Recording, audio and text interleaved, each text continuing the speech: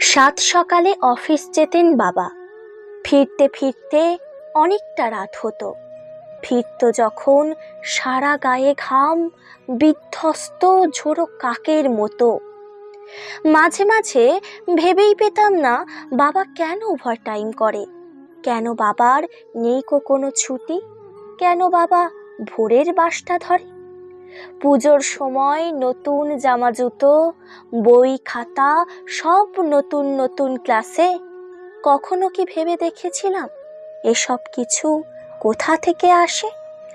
বুঝতে বুঝতে দিন হয়ে যায় পার, ক্লান্তি নামে বাবার শরীর জুড়ে। আমাদেরকে ছায়া দিতে গিয়েই বাবাই দেখি পুড়েছে রোদ্দুরে। তবুও বাবা আজও বটের মতন পাতায় পাতায় ছায়ায় ছায়াময়।